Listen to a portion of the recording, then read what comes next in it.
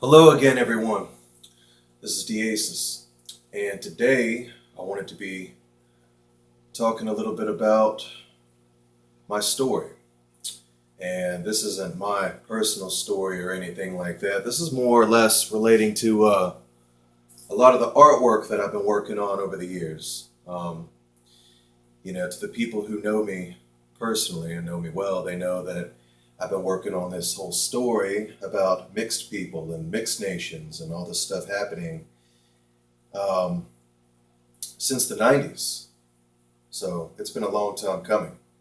In fact, some of this artwork that you see back here is related to that. And I'll probably get in that, talk about that here in a minute.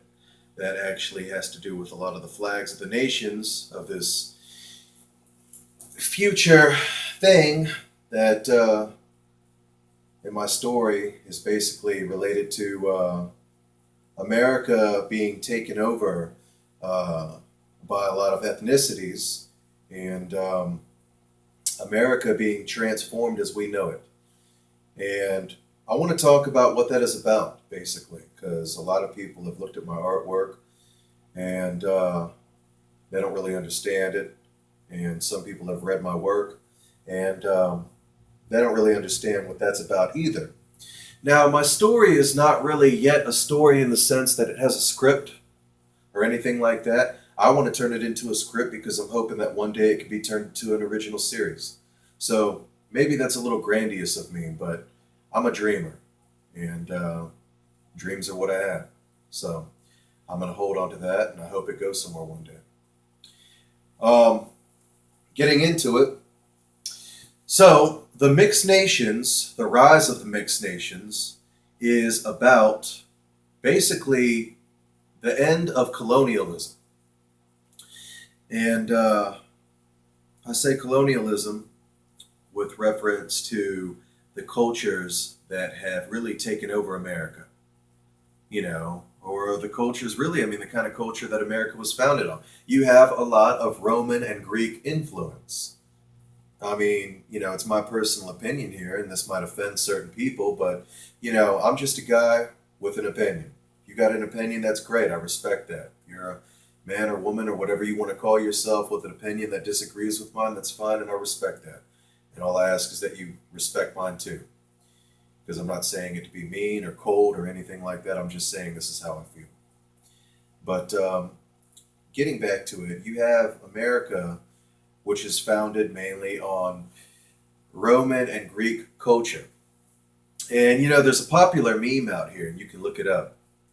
And what the meme basically says is it shows a picture of a black kid, and he's in a coat that has Greek writing on it from the Greek sorority, or I'm sorry, fraternity that he's in. Excuse me, I never went to college. um, but he is wearing that coat.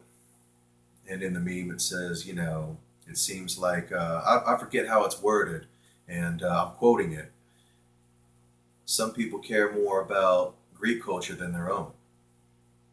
And my story really is about minorities, whether they're black, Latino, or mixed, basically taking over America and transforming culture as we know it. So I'm going to just give you a brief description of my story. So here it goes. Sometime around now, the American Civil Rights War breaks out. And the Civil Rights War is created and fueled by a lot of racial injustice, Black Lives Matter movements, and things like that. You have the conservatives that are holding on to tradition and what they feel has worked for hundreds of years, and a growing liberal majority, along with the increasing population of minorities in America, getting to the point where they basically control almost everything. So, they start building their own culture, their own societies, their own organizations, and even military force right here, homegrown in America. And, they refer to themselves as the mighty mixed nations. And, they get to the point where they're able to, have enough momentum to sway, you know, governmental direction. And so you have this leader, and the leader is a mixed person himself, and he's one that the minorities feel like they can identify with, and he's also one that the whites and conservatives feel like they can trust. And in my story, his name is Amaj Kafes. This is his first name, Amaj, last name Kafes. And basically what that means is ideal image. The name means that he was the ideal image for the revolution. He became Amaj Kafes because in the future there's a dialect and language is different. In fact, in my story, the primary language of North America is Spanglish because that's just what happened. So, Amaj Kafes tricks the white leaders and white government into believing that he can be trusted.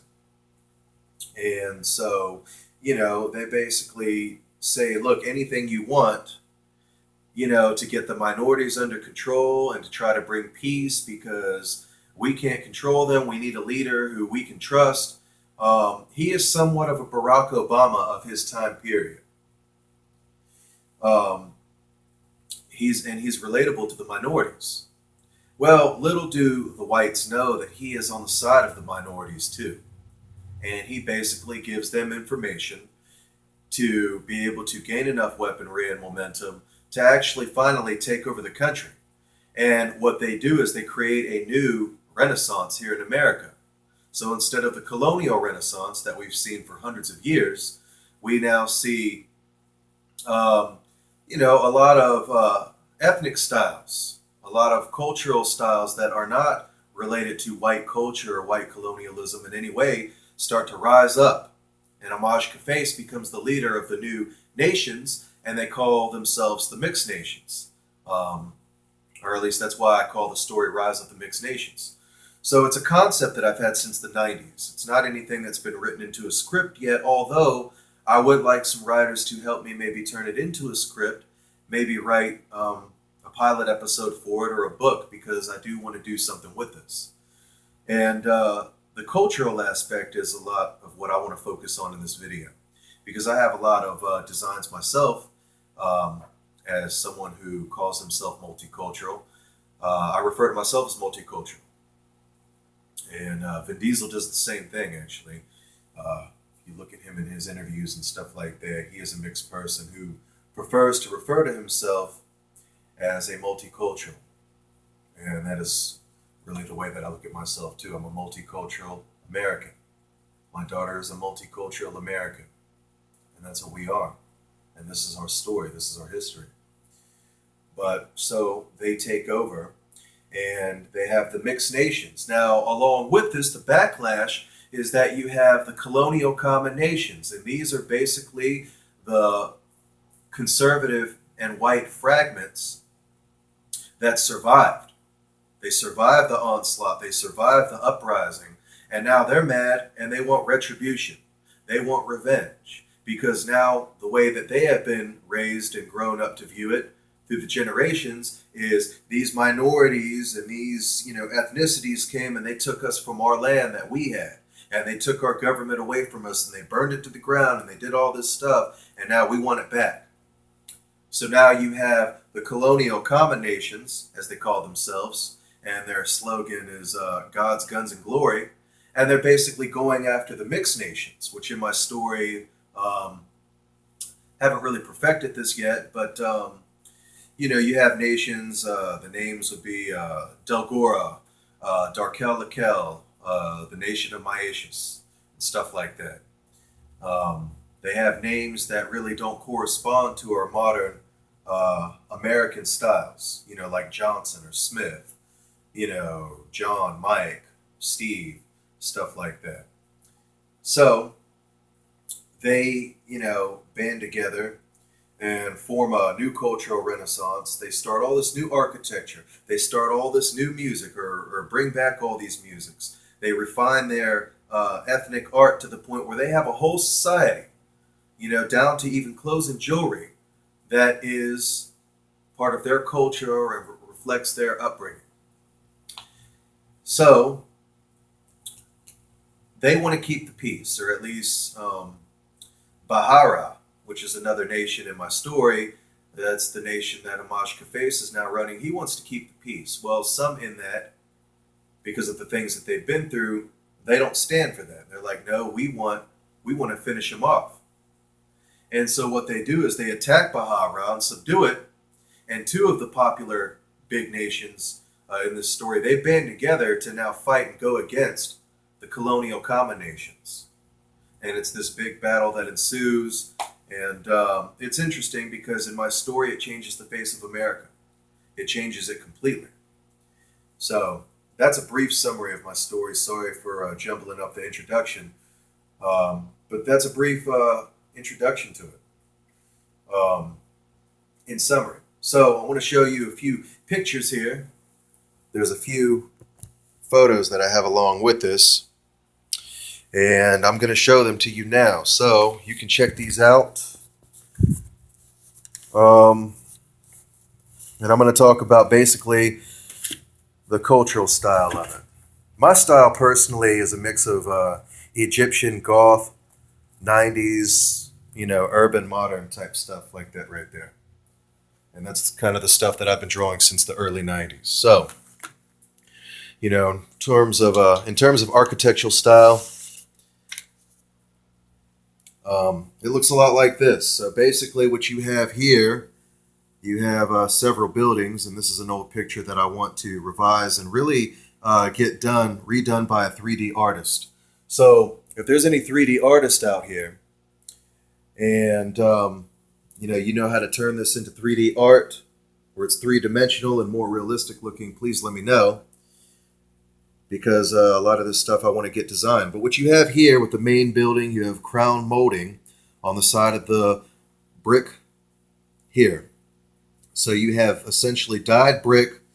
I'm not sure what I'm going to do about the windows yet, maybe hidden glass windows. This is about a 60, 70 story building in my story. And you're actually looking at it from the side. It's square at its base.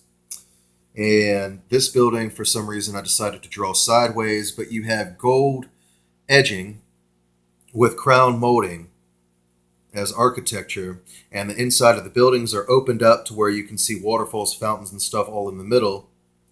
And this building is the same way. You see the separate layers for floors, and you also see that it's actually facing us diamond-shaped, but it's square in its base. And this one is a steel and glass. Another swooping pyramid-shaped building that I draw.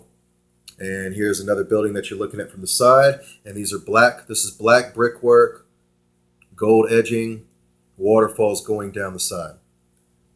So that is one drawing that I drew long ago that I'd like to get 3D designed. And here's some of my other artwork right here. Show this to you.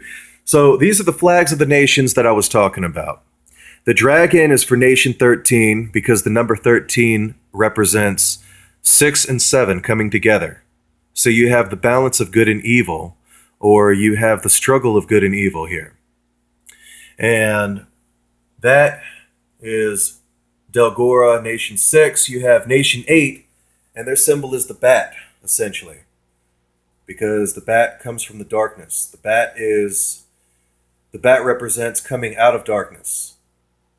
And then you have the cat. And the cat is graceful, elegant, and cautious and predatorial. So those are some brief descriptions of the flags of the nations in my story. And the burning fire in the 13 with the dragon represents entities that are not real.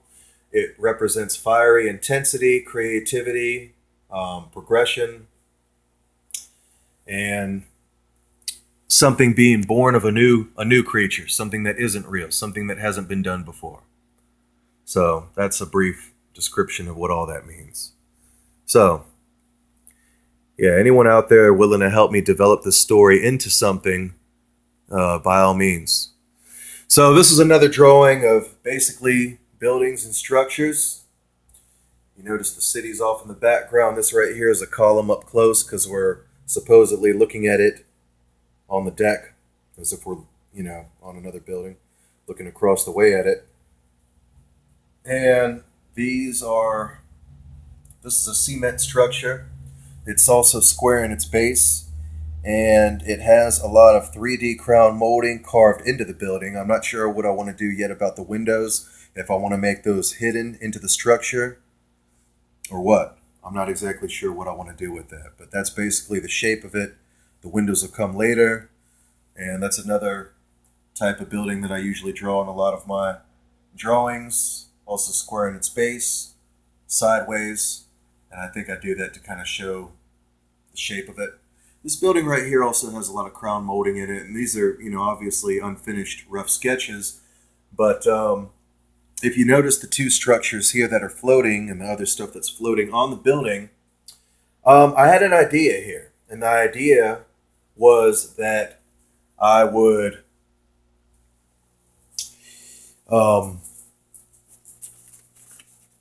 have what they call reverse polarization. That's kind of a term that I made up somewhat. So that's not an actual term yet that I know of. But basically, you use reverse magnets to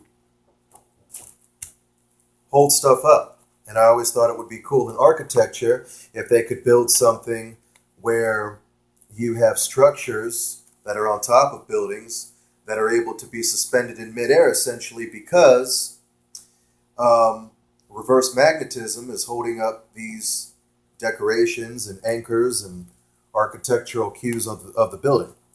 So that was another idea that I had. So here's some of the old sketches and characters that I have. This character right here from Nation 8, Darkel Lakel, is Berdacia. She meets Amaj Kafes, but she's part of a different nation at the time. And she is a trade hijacker who becomes somewhat of a revolutionary, fighting against the colonial combinations or the conservative whites. And that was a red ocean at the time. I drew this a long time ago, so I've changed the story up and rewritten it and done it up since then. But basically, these are cement columns with 3D crown molding, and this is just more of the style that I want to use if it ever becomes something. And that is New York City in the background. I obviously stole that from Mario Brothers, the movie, where the Trade Center was tore up. But I always liked the spikes coming off of the buildings and a lot of the style. I was really inspired by that. So there's more of my work. And again, crown molding. Square at their base. Those are trees down there. Another old sketch.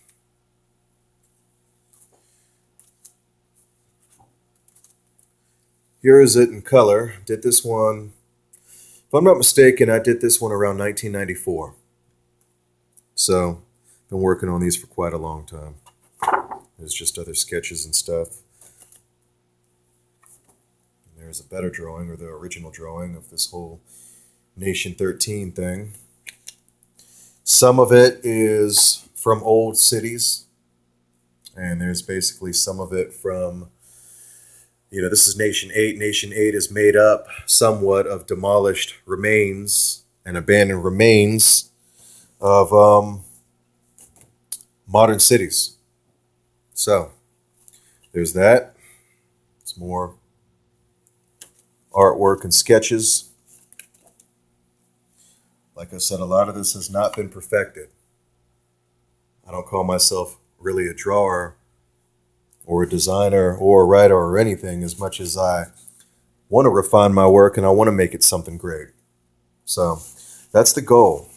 And like I said, if anyone wants to help me with this, please do, because it is essentially my dream and my life's work to become somewhat of a creative designer, whether that be for writing, designing, music, or anything.